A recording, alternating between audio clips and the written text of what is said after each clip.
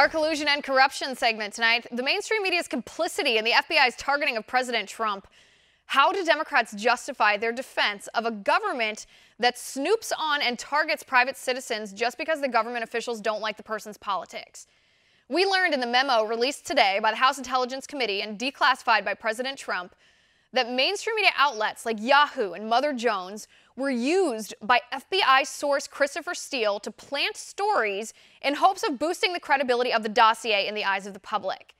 How are we, the American people, supposed to trust Democrats, supposed to trust the mainstream media when they had access to this information, they knew about this abuse of our intelligence community, and they lied to us about it?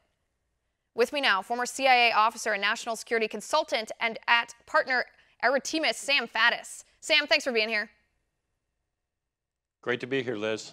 All right, Sam, I want to talk about Congressman Schiff. That's who I want us to put our microscope on for this segment. Congressman Schiff had access to all of this information.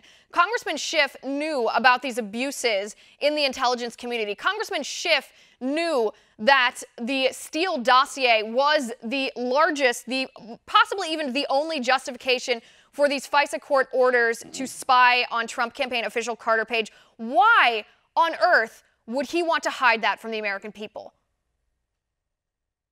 For purely political reasons. There is no other justification. And you have put your finger on the heart of the matter, because this calls into question all of our faith in our institutions.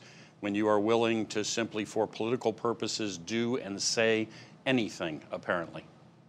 And I guess that's my question. I mean, I'm sitting here almost deflated. I'm shocked that people who knew. I guess it's a little bit different for some of the mainstream media talking heads who didn't have the proof in front of them. They did not have access to the information contained in this memo. So yes, they were talking heads of the Democrats, but in their defense, I suppose, you know, they're more weak-willed than they are this corrupt. But are our elected officials truly this corrupt that they would hide this abuse to this extent from the American people just to push their own political agenda? Well, one would hope to God that this is not characteristic of all of them. But certainly in this case, at least this representative was that corrupt and that motivated by purely political purposes. I mean, when you look at the facts here, what was presented to the court and used to obtain this warrant, this is unprecedented. I have never seen a case like this in 30 years of an intelligence work. This doesn't happen. This was an egregious abuse of process, and anybody with any integrity would have to say that out loud. Right, yet we don't hear people from the Democratic Party, our elected officials, or even people from the mainstream media saying what should be so obvious, that this is horrific no matter what side of the aisle that you're on. Okay, you have been part of this process before, these FISA court warrants, the applications in order to obtain them. When we're talking about what we learned in the memo today, the fact that Department of Justice officials misrepresented that Steele dossier, they misrepresented Christopher Steele himself. They neglected to tell the judge that he was paid by Hillary Clinton, paid by the Democratic National Committee, that he was a source for the FBI, but the FBI fired him. All those types of things. Talk to me about what that means within the intelligence community, that you could lie, by omission perhaps, but still lie to get a warrant to spy on an American citizen. Is this rampant?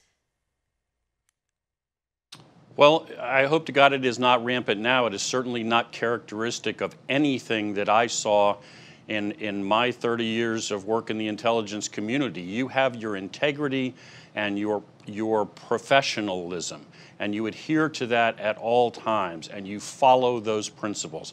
And if you don't, you are lost. And in this case, all of that was thrown to the wind. Every one of those principles was disregarded. Purely political purposes drove this. Right, it's absolutely shocking. In my opinion, Congressman Schiff should step down over this. He has lied to the American people multiple times. He has defended keeping secret abuses inflicted on citizens by our government. That is not his role in Congress. That is an abuse of his position and the trust we place in him, and he should step down. Sam, what should happen from a legal standpoint? The individuals at the Department of Justice or the FBI that were involved in this, what should happen to those people, and to whom should it happen? Well, there needs to be, we need to follow this to the ground, and we need to investigate this, and at a minimum, we need to remove a whole bunch of people from their positions, those that are still there. There may, in fact, also be criminal charges that need to be brought. But let's keep in mind, Liz, I mean, when you go get a FISA warrant, this was not just a memorandum that was prepared or a request for a warrant. It then had to go through all sorts of layers at the FBI and the Department of Justice. The number of people who had to chop on this and be brought into it is just staggering. This is not one or two people. This is entire layers of command that were involved here.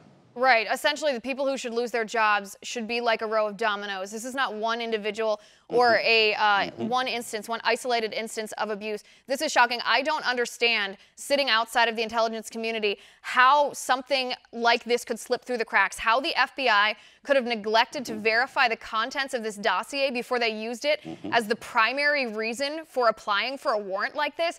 That seems elementary to me, and I'm not even in the intelligence community. You verify information before you use it as a reason to violate somebody else's rights. And the fact that that wasn't caught by all of these layers in the FBI and the Department of Justice, like you mentioned, that to me should cause heads to roll, and hopefully we shall see that soon. Sam, thanks for coming on the show. I appreciate it. All right, guys, we have to take just a quick break here, but right after that, our next tipping point is with Sagar and Jetty. President Trump starting to come down harder on Democrats for not coming to the table over DACA. The president says the Democrats' strategy on DACA and border security is resist, blame, complain, and obstruct. Are the Democrats using Dreamers as a political pawn then? The answer next. Stick with us.